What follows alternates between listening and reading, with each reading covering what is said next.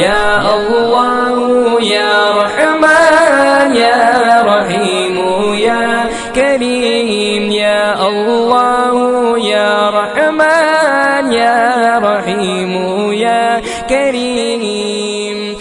La ilaha. Assalamualaikum warahmatullahi wabarakatuh. Alhamdulillahi rabbil alamin, wal aqibatu lil muttaqin, wala udwana illa 'alal zalimin. Asyhadu an la ilaha illallah wahdahu la syarikalah, wa asyhadu anna Muhammadan 'abduhu wa rasuluh. Allahumma salli ala Muhammad wa ala alihi wa sahbihi ajma'in, amma ba'd. Ma'asyiral muslimin rahimakumullah. Alhamdulillah, kembali kita bertemu dalam niat mencari ilmu. Insyaallah kebaikan-kebaikan yang terus kita laksanakan akan semakin bertambah nilainya ketika keilmuan kita juga semakin meningkat. Pada pertemuan ini kita akan membahas tentang beberapa hal berkaitan peristiwa Isra dan Mi'raj Nabi kita Muhammad sallallahu alaihi wasallam.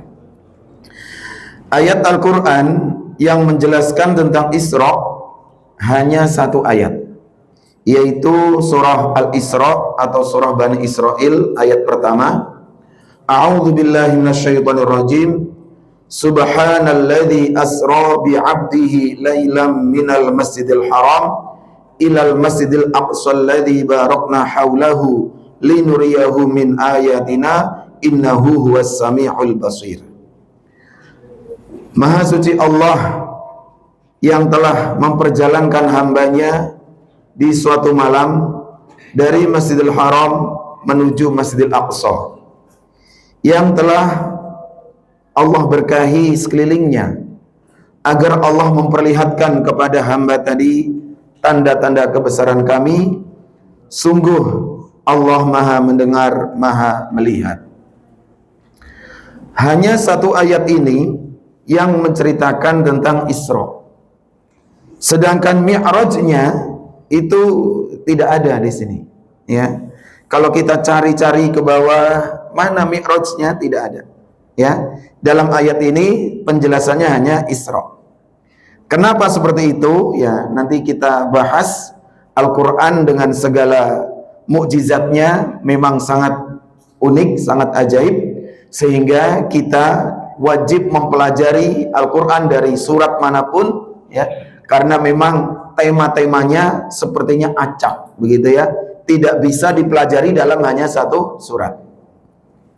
Baik, kita pelajari dulu ayat pertama dari surah Al-Isra ini. Diawali dengan kalimat subhana. Ayat-ayat yang diawali atau ada kalimat subhana itu menunjukkan sesuatu yang memang di luar kemampuan akal manusia. Jadi kalau kita biasa mengucapkan subhanallah, itu kalau kita melihat peristiwa yang mengagumkan atau menakjubkan.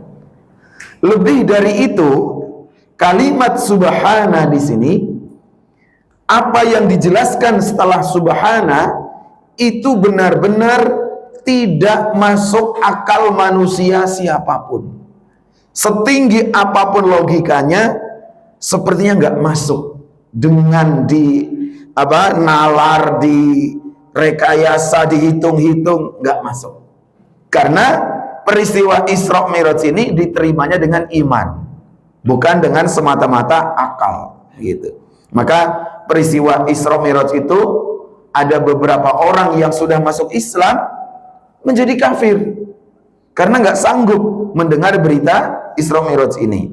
Sementara Abu Bakar yang langsung percaya bulat-bulat semua yang diceritakan Nabi, beliau mendapatkan gelar yang luar biasa, menambah atau ditambah kata As-Siddiq untuk nama beliau, karena beliau langsung membenarkannya, ya. Bahkan Abu Bakar berkata, kalau Muhammad menceritakan lebih dari itu, aku percaya. Jangankan dari Masjidil Haram, Masjidil Aqsa dalam satu, lebih dari itu pun aku percaya. Ya, datangnya berita langit sampai ke bumi itu lebih jauh lagi jaraknya, dan aku percaya. Itu Abu Bakar seperti itu imannya yang bekerja meyakini peristiwa Isra Mi'raj. Ya, kita lanjutkan. Subhanalladzi asra. Kata asra secara makna bahasa sudah menunjukkan perjalanan di malam hari. Jadi bahasa Arab itu bahasa yang paling kaya kosakatanya. Ada saro, yasiru, sair.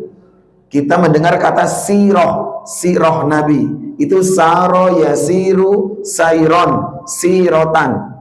Itu perjalanan mutlak, nggak siang, nggak malam, kapanpun. Namanya saro, yasiru.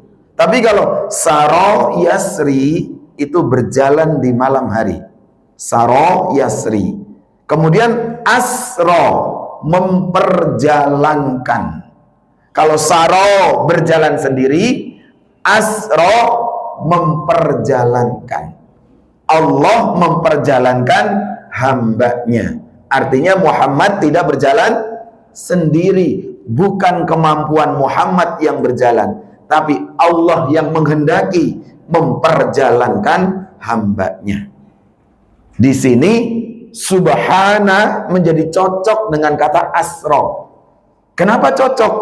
Karena di situ ada kalimat subhana, maha suci Allah, yang menunjukkan arti takjub luar biasa, langsung digabung dengan asro, yang memperjalankan hambanya. Berarti sesuai betul. Yang menakjubkan adalah, yang mengagumkan adalah Allah yang memperjalankan hambanya. Kalau kekuatan Muhammad pasti mustahil, pasti tidak mungkin terjadi, begitu. Nah, kemudian bi'abdihi. Kenapa dalam ayat ini disebut bi'abdihi, bukan birasulihi, bukan binabiyihi? Ya, para sahabat kalau manggil Nabi, ya Rasulullah, ya Nabi Allah, ya Abdallah, ya. Kenapa yang dipilih di sini bi'abdihi? Karena peristiwa Isra ini adalah, Isra Mi'raj ini peristiwa ubudiyah yang tertinggi. Bukan peristiwa kerasulan, bukan peristiwa kenabian, tapi peristiwa ubudiyah. Seorang manusia yang paling utama mencapai ubudiyah tertinggi. Ya, kalau mungkin Bapak pernah mendengar ya, entah ceramah pendek atau apa, ada manusia yang mengaku bisa Isra Mi'raj, bahkan katanya sehari 70 kali. Itu aneh banget ya, ceramah-ceramah itu bisa nyebar di mana-mana. Na'udzubillah. Itu bukan ucapan orang beriman, bukan ucapan orang berilmu, pasti ucapan orang gila itu. Ya, bagaimana mungkin dia mengaku Isra Mi'raj sampai ares, sampai terlalu, agama ini terlalu dimain-mainkan kalau ada orang ngaku-ngaku begitu ya. Maka kita harus bijaksana betul. Di zaman begitu gampangnya video-video pendek beredar, kita harus punya standar ilmu yang kokoh. Kalau tidak, nanti kagum-kagum. Tokoh si anu melebihi Nabi Muhammad, Isra Mi'raj berapa kali. Lah Nabi cuma sekali-kalinya seumur hidup. Isra Mi'raj Nabi hanya sekali. Buat apa berkali-kali juga tidak ada perlunya ya. Jadi itu aneh betul. Kalau Anda mendapatkan ceramah begitu, anggap aja orang gila, ngoceh itu ya. Itu betul-betul bukan dari agama Islam itu. Ya. Baik. Isra Mi'raj adalah ubudiyah tertinggi. Ya, dan itu hanya dimiliki Rasulullah. Tidak ada yang lain. Yang lainnya hanya umatnya begitu saja.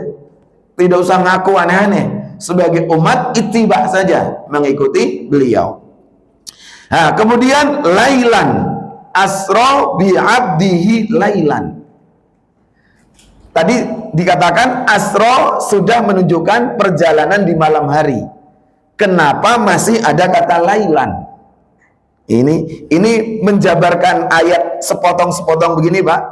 Ini istilahnya dalam uraian ilmu balaghah ya, yang ilmu yang mempelajari keindahan sastra Al-Qur'an, ya. Kenapa ada kata lailan? Ini menunjukkan dengan bentuk nakiroh tanpa al, perjalanan itu tidak menghabiskan sepanjang malam, hanya menghabiskan sedikit waktu dari malam, ya. Jadi ada kata lailan dengan bentuk tanwin tanpa al, tidak al-lail gitu, bahwa perjalanan itu hanya sedikit di waktu malam, ya, tidak terlalu lama menghabiskan waktu malam. Kemudian minal masjidil haram ilal masjidil aqsa. Kenapa dua masjid ini yang disebut? Karena memang dua inilah pusat sejarah kenabian yang memang dihubungkan oleh Allah.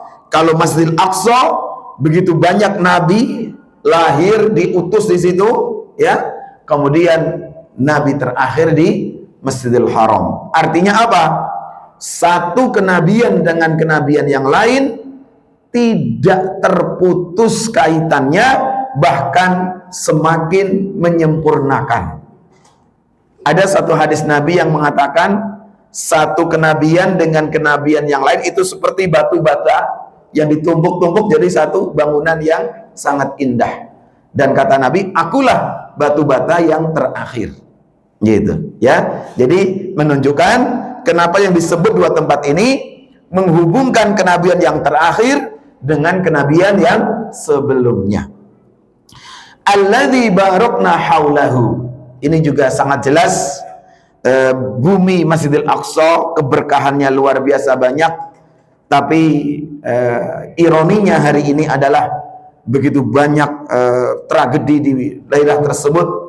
Ini tentu menjadi ujian bagi kaum muslimin, bagaimana wilayah Masjidil Aqsa dan sekelilingnya, secara umum bumi Syam namanya, tetapi selalu menjadi tempat yang berdarah-darah, ya. Ini ujian bagi kaum muslimin seluruhnya. Kita tidak hanya bisa menyalahkan para pemimpin dan seterusnya. Kita kaum muslimin harus dari tertinggi sampai paling bawah punya kepedulian terhadap Masjidil Aqsa dengan kondisi yang hari ini seperti yang kita lihat. Linuriyahu min ayatina. Perjalanan Isra itu Allah ingin menghendaki memperlihatkan kepada Muhammad sebagian tanda-tanda kebesaran Allah. Dan secara cerita kita sudah sering mendengar bagaimana peristiwa-peristiwa besar yang disaksikan langsung oleh Nabi dalam Isra dan Mi'raj. Innahu huwas sami'ul basir. Sungguh Allah Maha mendengar, Maha melihat. Baik. Ini bagian pertama tentang peristiwa Isra, ya. Mi'rajnya belum ada dalam ayat ini, tidak ada. Nah, sebelum ke ayat yang lain atau ke surat yang lain, di dalam surah Al-Isra pada ayat yang ke-60 itu ayatnya turun pagi hari setelah malamnya Isra Mi'raj, turun satu ayat dalam surah Al-Isra ayat yang ke-60 untuk menghibur Rasulullah SAW. Karena apa? Karena ketika beliau bercerita ke banyak orang tentang peristiwa semalam, begitu banyak orang mendustakannya. Dan ayat ini Allah turunkan untuk menghibur beliau agar tidak terlalu bersedih terhadap sikap orang-orang yang mendustakan beliau.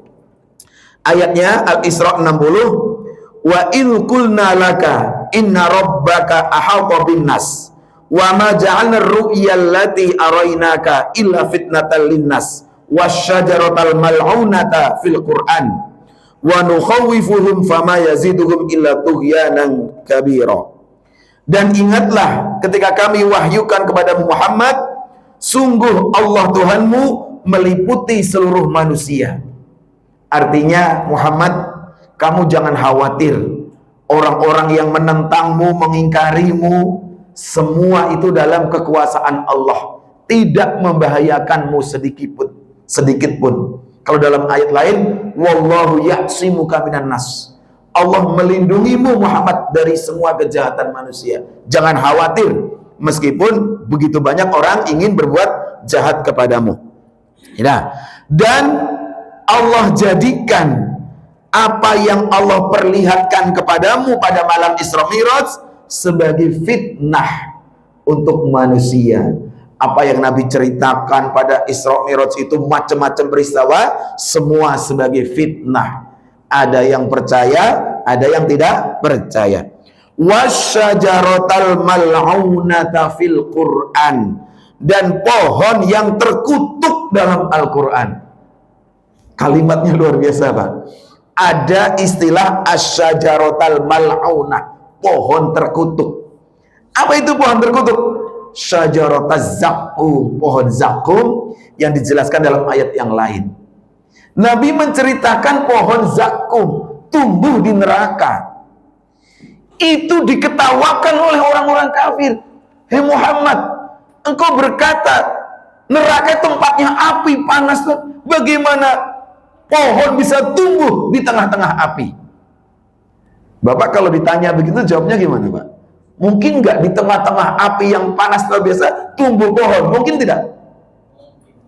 Ya, kalau jawabannya iman pasti mungkin. Tapi orang-orang kafir nggak percaya, diketawain Rasulullah. Bayangkan Nabi sedihnya kayak apa? Ya, kebenaran yang disampaikan hanya menjadi bahan tertawaan. Wasyajaratal mal'unata fil Qur'an. Nabi menceritakan itu malah jadi cemoohan belaka. Tapi itulah yang terjadi, ya.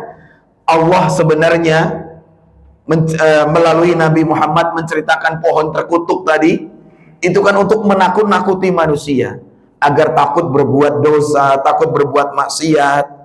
Tapi ternyata berita itu malah menambah mereka semakin durhaka, semakin mengejek Rasulullah. Inilah kalau manusia tidak ada imannya, mendengar berita tentang perkara akhirat, mereka hanya menertawakannya. Ini sangat disayangkan sekali, ya. Mereka bersikap seperti itu. Baik, sekarang kita lanjutkan pada peristiwa Mi'rajnya. Di manakah di dalam Al-Quran peristiwa Mi'raj itu disebut? Karena dalam surah Al-Isra tidak ada penjelasan ayat tentang Mi'rajnya. Baik. Kemudian para ulama membaca atau mengaitkan dengan ayat lain di surah An-Najm yang beberapa ayatnya menceritakan tentang Sidratul Muntaha, dan ayat itu dipahami para ulama inilah peristiwa Mi'rajnya, ya. Kita baca dalam surah An-Najm. Sebenarnya agak panjang dari awal tentang Rasulullah melihat malaikat Jibril dalam bentuk aslinya yang pertama kali, kemudian Nabi melihat malaikat Jibril yang kedua kalinya, ya. Saya bacakan ayatnya. Walaqad ra'ahu nazlatan ukhra, dan sungguh Muhammad telah melihat Jibril dalam bentuk yang asli pada waktu yang lain. Jadi para ulama mengatakan Rasulullah sering banget berjumpa dengan malaikat Jibril, tetapi melihat dalam bentuk asli ketika Allah mencipta Jibril itu hanya 2 kali peristiwa. Ya, padahal sering ketemu, tapi berjumpa dalam wujud aslinya hanya 2 kali. Yang pertama peristiwanya masih di bumi, masih di awal kenabian, ya, masih di awal-awal kenabian setelah bertemu di Gua Hira. Lalu beberapa hari berikutnya Rasulullah juga ada peristiwa yang merenung, sedih, benar apa tidak ini kenabian, ya. Itu malaikat Jibril muncul penuh, sejauh mata memandang ke barat, ke timur, kemanapun tertutup oleh satu makhluk namanya Jibril. Itu pertama kali melihat di bumi. Nah, yang kedua Rasulullah melihat Jibril yang kedua di mana?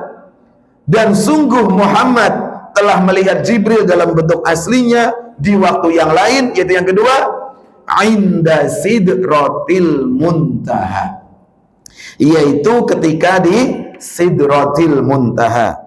Indaha jannatul ma'wa, di dekatnya ada surga tempat tinggal. Il yaghsha sidrata ma yaghsha, Muhammad melihat Jibril ketika Sidratil Muntaha diliputi oleh sesuatu yang meliputinya. Ma zaghal basaru wa ma tagha.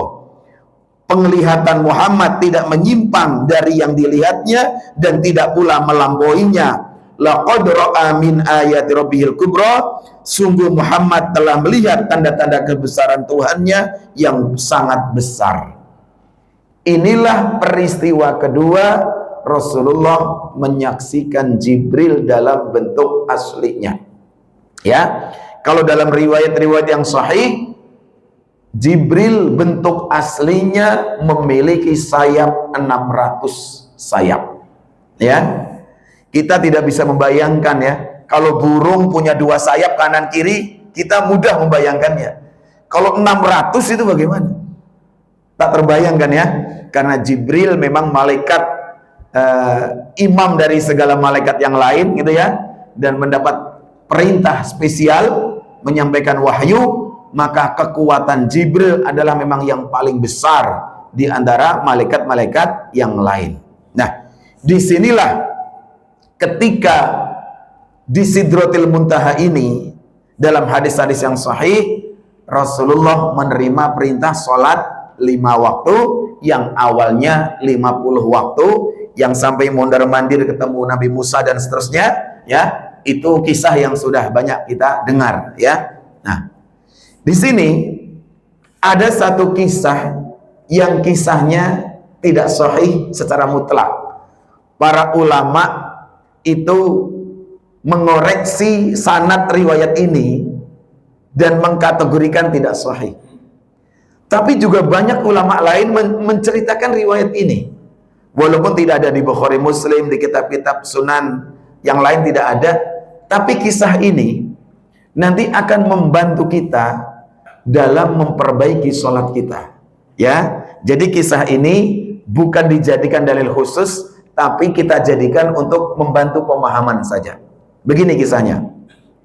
Nah, ketika di titik Sidratul Muntaha itu, itulah titik di mana semua makhluk berhenti. Tidak ada yang bisa melewati itu. Ya, kecuali Rasulullah yang menjadi tamu khusus, kemudian mendapat tempat yang mulia, yang mana malaikat Jibril pun tidak bisa menyertainya. Ya, dalam kisah ini ya, terjadi dialog antara malaikat Jibril dan Muhammad. Ya, ketika Rasulullah dipersilahkan berangkat sendiri begitu tanpa Jibril, Rasulullah bertanya, apakah seorang kekasih akan meninggalkan kekasihnya di sini? Maksudnya akan terjadi perpisahan, Jibril nggak bisa ikut berangkat lebih jauh lagi, hanya Rasulullah yang bisa. Nah, jadi Nabi bertanya, apakah seorang kekasih akan meninggalkan kekasihnya di sini? Gitu. Artinya antara Jibril dan Muhammad ini kan memang terjadi kedekatan hubungan yang luar biasa, seperti kedekatan kekasih. Ya, makanya disebutnya Al-Habib gitu. Nah, apa jawaban malaikat Jibril? Wahai Rasulullah, jika engkau terus melangkah, terus berjalan, ikhtaraqta, maka engkau akan tembus. Tembus dalam arti selamat, nggak ada apa-apa. Tetapi jika aku berjalan terus membersamamu, ihtaraqtu, pakai hak bukan pakai kha, aku akan terbakar, aku akan hancur. Karena bukan makommu, bukan makomku. Likullin minna maqamun ma'lum. Bagi kami para malaikat, setiap malaikat ada tempat tersendiri yang tidak bisa dilampauinya. Maka Rasulullah pun menyadari bahwa itu memang saatnya perpisahan. Malaikat Jibril sudah tidak bisa menemani lagi.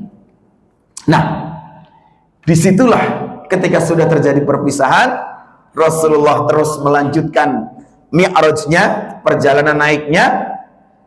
Rasulullah mengalami peristiwa yang luar biasa.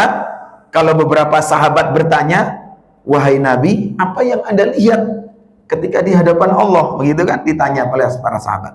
Kalau ini itu sahih yang ini. Ya. Nurun anna arub, cahaya yang luar biasa. Aku sangat sulit mendeskripsikannya. Wah, cahaya yang luar biasa. Itu jawaban Nabi terhadap sahabat yang bertanya detail. beliau hanya mengatakan cahaya yang luar biasa, sulit sekali untuk menjelaskan secara detail. Nah, ketika Rasulullah sudah sendiri begitulah, disitulah kisahnya Nabi bersujud, ya, sambil mengucapkan kalimat at-tahiyyatul mubarakatus sholawatut thayyibatu lillah, ya, atau riwayat yang lain at-tahiyyatu lillah was-sholawatu wat thayyibat. Ada beberapa riwayat, karena tasyahud dalam sholat itu juga riwayatnya banyak. Artinya apa? Nabi memuji Allah langsung.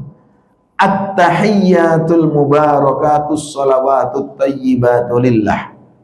Segala penghormatan, segala keberkahan, segala ibadah, salat ibadah, segala perkara yang baik at-thayyibat itu milikmu ya Allah. Itu ketika sudah tidak bersama Jibril tadi, ya, di hadapan Allah, Nabi memujinya dengan kalimat at-tahiyyatul mubarakatus sholawatut thayyibatu lillah. Ya, seperti istilahnya kita kalau orang ketemu, kita mengucapkan ucapan penghormatan. Allah menjawab, assalamu alayka ayyuhan nabiyyu wa rahmatullahi wa barakatuh. Keselamatan atas engkau wahai Nabi, dan rahmat Allah dan berkahnya. Nah, di sini disebut Nabi, ya, di sini disebut ayyuhan nabiyyu, karena nanti beliau akan mengabarkan ke umatnya. Tapi makomnya namanya makom ubudiyah yang tertinggi tadi. Ya, assalamu alayka ayyuhan nabiyyu wa rahmatullahi wabarakatuh. Itu salam dari Allah kepada Nabi. Alaika, makanya khitab, percakapan itu kan, selamatan. Alaika ayyuhan nabiyyu, wahai Nabi. Betul-betul dipanggil. Alaika ayyuhan nabiyyu. Nah, ketika Rasulullah mendapat salam itu, beliau mengucapkan assalamu alayna wa ala ibadillahis sholihin. Beliau tidak menerima ucapan salam itu untuk diri sendiri, tapi beliau luaskan salam itu untuk seluruh umat Muhammad dan seluruh hamba Allah yang soleh. Assalamu alayna wa ala ibadillahis sholihin. Betul-betul kalimatnya itu dialog, ya. Makanya disebut tasyahud itu hiwar. Di dalam kalimat tasyahud itu dialog, ya, di dalam tasyahud itu dialog. Seperti di dalam Al-Fatihah juga dialog, ya. Iyyaka na'budu wa iyyaka nasta'in, itu dialog, ya. Kepada engkau ya Allah kami menyembah, hanya kepada engkau kami mohon pertolongan. Maka dalam tasyahud juga terjadi dialog seperti itu. Assalamu alayna wa ala ibadillahis sholihin. Nah, pertama tadi Nabi memuji Allah dengan at-tahiyat, salam penghormatan semuanya. Allah beri salam ke Nabi. Nabi menjawab assalamu alayna wa ala ibadillahis sholihin. Ketika dialog itu selesai, para namanya al-malaikatul muqarrabun, para malaikat yang posisinya dekat dengan arsy, itu semua mengucapkan asyhadu an la ilaha illallah wa asyhadu anna muhammadan abduhu wa rasuluh. Dalam satu riwayat, dalam riwayat lain wa asyhadu anna muhammadar rasulullah, itu juga boleh riwayat itu. Dua-duanya sahih. Nah, itu ucapan para malaikatul muqarrabun menyaksikan peristiwa puncak dari Mi'raj tadi, ya. Peristiwa puncak dari Mi'raj lagi disambut dengan ucapan kalimat syahadat para malaikatul muqarrabun. Nah, oke. Terus kalau di tasyahud akhir kita tambahkan salawat Ibrahimiyah, itu untuk tasyahud akhir. Apa yang penting dari kisah ini? Ya, mungkin kalau ini sanadnya dianggap tidak sahih, bahkan ulama yang keras mengatakan itu hadis palsu, begitu, sangat tegas. Banyak ulama, itu cerita palsu. Isra Mi'raj nggak ada cerita itu. Ya, jangan kaget kalau ada ulama yang mengatakan itu kisah palsu. Memang secara sanad riwayat tidak memenuhi kriteria kesahihan sebuah hadis, gitu ya, secara riwayat. Tetapi ingat, riwayat boleh tidak sahih secara sanad, tapi isi dialog itu kita terima sahih apa tidak? Coba ya, ada kalimat ini bukan hadis juga. Kalau dianggap hadis pasti hadis palsu. As-salatu mi'rajul mu'min. Salat adalah mi'raj seorang mukmin. Silahkan dicari ini hadis apa bukan. Kalau dianggap hadis maka dituduh hadis palsu. Tetapi kalimatnya sahih apa tidak? As-salatu mi'rajul mu'min. Isi kalimatnya sahih tanpa perlu dianggap sebagai hadis. Ya. Dan dalam keilmuan syariat Islam itu banyak sekali perkara-perkara yang inti persoalannya sahih, kalau dianggap hadis jadi palsu, tapi isinya benar kalimatnya. Gitu.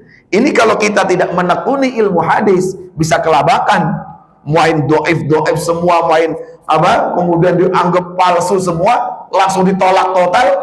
Yang menolak ini nanti salah jadinya. Ya. Kembali ke kalimat tasyahud tadi. Kena kalimat tasyahud, saya ceritakan dulu. Kalimat tasyahud sebelum diajarkan Rasulullah, itu para sahabat kalau sholat ucapannya gini: Assalamu ala Allah, Assalamu ala Jibril, Assalamu ala Mikail, Assalamu ala Fulan, Assalamu alaina wa alaihi. Begitu. Assalamu ala Allah kalimatnya. Anda cek itu hadis sahih. Nabi kaget. Kenapa kalian mengucapkan assalamu ala Allah? Ya memang belum diajari, belum tahu. Ya kami taunya begini Nabi. Innallaha huwassalam. Allah lah assalam. Tidak boleh engkau mengucapkan assalamu ala Allah, karena Allah adalah assalam. Coba saya ngucapin ke Bapak Assalamualaikum, berarti saya mendoakan Bapak selamat dari segala mara bahaya segala macam gitu kan. Coba kalau Assalamu ala Allah, mendoakan Allah biar selamat dari mara bahaya, cocok nggak? Tidak cocok. Itu para sahabat pun tidak tahu sebelum diajari. Mereka sholat dalam tasyahud ngucapin Assalamu ala Allah. Dan ketika selesai sholat Nabi menegurnya, jangan baca seperti itu. Lalu Ibnu Mas'ud, Ibnu Umar, banyak banget itu, Umar bin Khattab juga adalah orang-orang yang diajari oleh Nabi kalimat tasyahud sebagaimana diajari satu surat dari Al-Quran. Perhatikan kalimat ini sahih. Beberapa sahabat Nabi diajarkan oleh Rasulullah kalimat tasyahud sebagaimana Nabi mengajarkan satu surat dari Al-Quran. Berarti penting apa tidak? Wah, penting sekali. Nabi kalau mengajarkan surat Al-Quran bisa diulang-ulang, bisa dimurojaah, bisa di apa. Kenapa? Penting, jangan sampai pada salah. Ya. Maka kalimat tasyahud itu diajarkan oleh Nabi sebagaimana Nabi mengajarkan satu surat dari Al-Quran. Penting apa tidak tasyahud? Pentingnya luar biasa. Maka terkenal ini tasyahudnya Ibnu Abbas, ini tasyahudnya Ibnu Mas'ud, begitu. Karena saking kuatnya riwayatnya. Dan semua kalimat-kalimat tasyahud itu yang diajarkan seperti yang kita kenal hari ini. Kita kan kalau di Indonesia paling banyak ngikuti mazhab Syafi'i gitu ya. Itu tasyahudnya riwayatnya yang diambil dari Ibnu Abbas ya. Yang at-tahiyyatul mubarakatus shalawatut thayyibatu lillah. Kalau yang Ibnu Mas'ud bukan begitu. At-tahiyyatu lillah was-shalawatu wat-thayyibat. Beda pertamanya doang. Assalamu alayka ayyuhan nabiyyu. Beda lagi nanti yang wa asyhadu anna Muhammadan abduhu wa rasuluh. Beda-bedanya dikit. Kalau kita mau pelajari riwayatnya, beda-bedanya nggak terlalu banyak.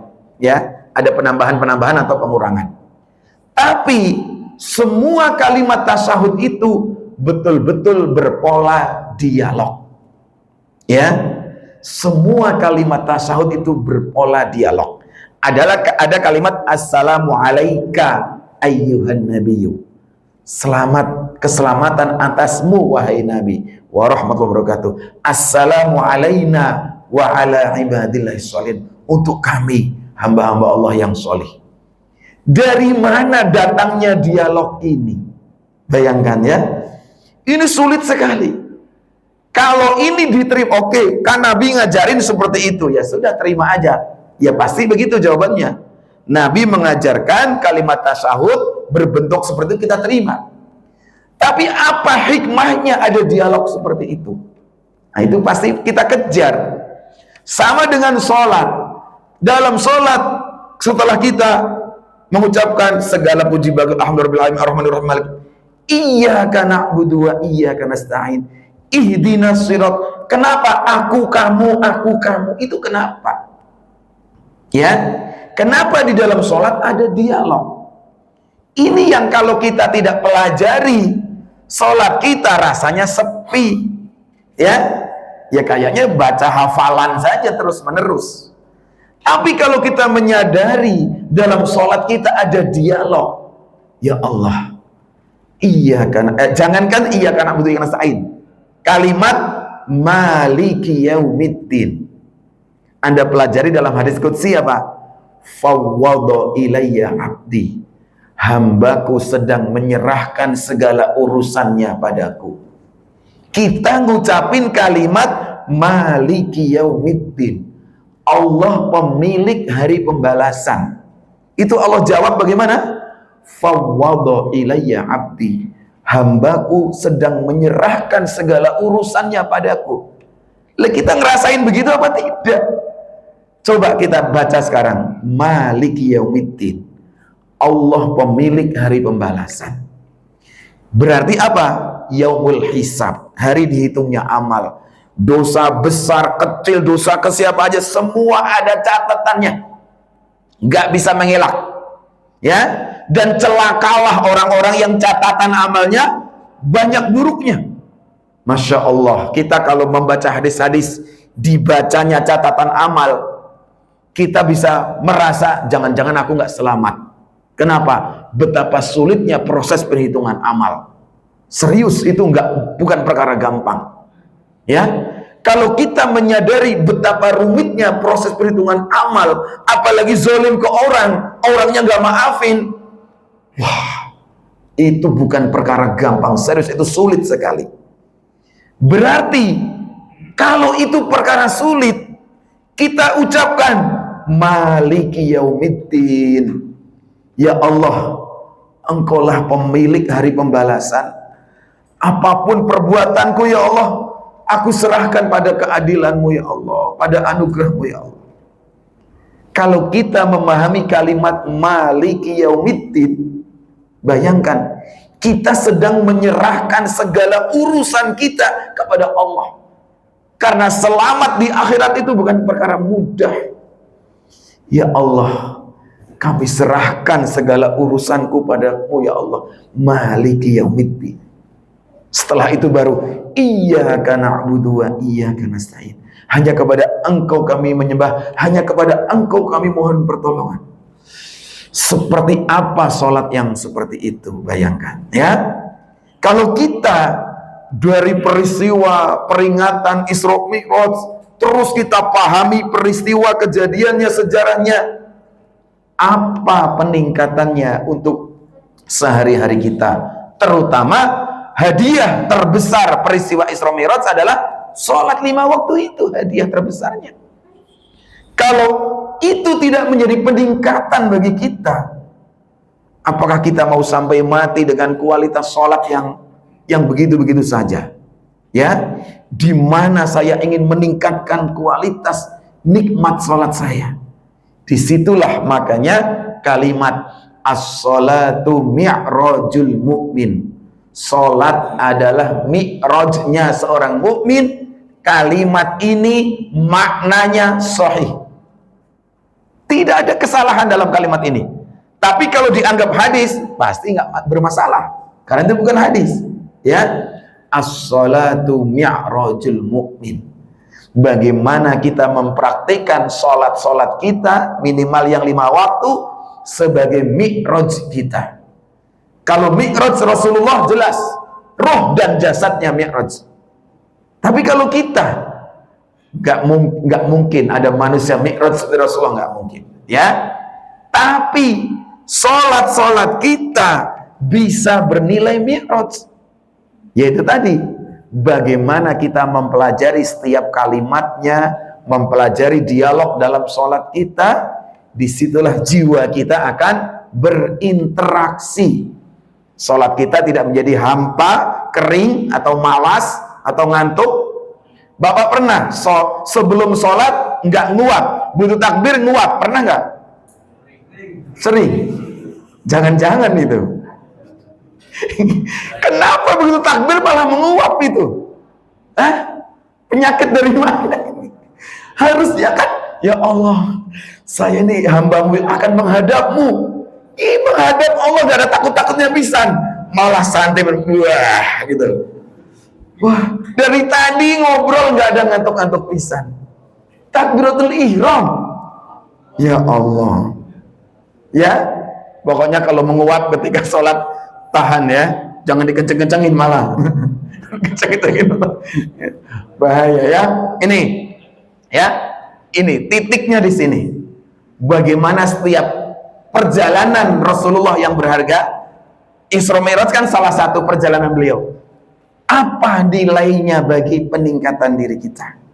Kalau ini ada nilainya, insya Allah. Ya, kenapa tadi saya menceritakan yang Jibril berpisah dengan Rasulullah dan seterusnya, walaupun secara sanad itu tidak memungkinkan sebagai sanad yang sahih, tapi riwayat itu diceritakan namanya lil istinas, bukan lil istidlal.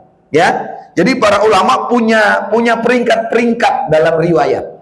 Kalau lil istidlal nggak boleh, sebagai dalil pokok diyakini itu bagian Isra Mi'raj, tidak, memang tidak. Tapi lil istiqnas. Ya, apa itu lil istiqnas? Dari kata uns yang artinya sesuatu yang melegakan jiwa. Ya. Oh, berarti memang kita bisa membayangkan bahwa ketika Rasulullah diundang dalam kemuliaan di hadapan Allah menerima wahyu, pasti ada peristiwa yang sangat hebat di situ. Ya, kalau peristiwa yang paling hebat tadi dapat perintah sholat 5 waktu, iya benar itu 5 waktu. Tapi yang tentang dialog tentang tasyahud ini ya tidak masuk dalam riwayat yang sahih, tapi diceritakan para ulama namanya lil istiqnas saja ya, untuk membantu kita memahami dialog dalam tasyahud ya. Kalau kita bisa memahami dialog dalam tasyahud, Masya Allah, Nabi dapat salam dari Allah bukan untuk beliau sendiri, tapi beliau luaskan, assalamu alaina wa ala ibadillahis shalihin. Sampai kalau dalam riwayat yang sahih, kalau engkau ingin didoakan setiap waktu, jadilah hamba Allah yang solih, engkau akan dapat terus doa ini, assalamu alaina wa ala ibadillahis shalihin. Setiap detik di muka bumi ini ada orang sholat, dan dalam sholat itu membaca assalamu alaina wa ala ibadillahi sholihin, hamba Allah yang di langit, di bumi, dimanapun dapat doa ini. Jadilah engkau bagian itu. Berarti jadilah orang sholih supaya dapat bagian dari doa ini. Kan banyak orang bilang gini, nggak apa-apa saya jelek, yang penting anak saya baik. Ada yang bilang gitu ya. Ya aneh ya. Ini kalau bicara kebiasaan buruk, nah, bapaknya ngerokok gitu ya, anak jangan ngerokok kamu, kenapa? Biarin bapak aja yang jelek. Lah bapaknya jelek biarin jangan, ya kan? Baik bareng-bareng, ayo baik bareng-bareng, ya kan? Anaknya nggak boleh, bapaknya boleh, kan aneh ya. Ayo hentikan ya. Ini peningkatan kita ya. Banyak orang beranggapan nggak apa-apa lah saya jelek biarin aja. Ya rugi betul kalau kita jelek bilang nggak apa-apa. Setiap waktu ada orang sholat mengucapkan assalamu alaina wa ala ibadillahis sholihin. Itu doa yang luar biasa dari lisan-lisan yang ikhlas di seluruh penjuru alam semesta, ya. Kita bagian dari itu, dapat doanya setiap waktu. Karena tadi dalam tasyahud ada dialognya, ada hiwar namanya, ya. Baik, mudah-mudahan bisa dipahami dengan seimbang. Jangan sampai salah pengertian, ya. Karena kisah yang tasyahud tadi memang tidak sahih, cuma diriwayatkan tadi namanya lil istiqnas, dan itu dimaafkan oleh para ulama, tidak bersikap keras, tetap disertakan kalau sebagai hadis itu pasti tidak sahih gitu. Baik, silakan kalau ada yang mau berdialog, mungkin masih ada waktu sampai azan.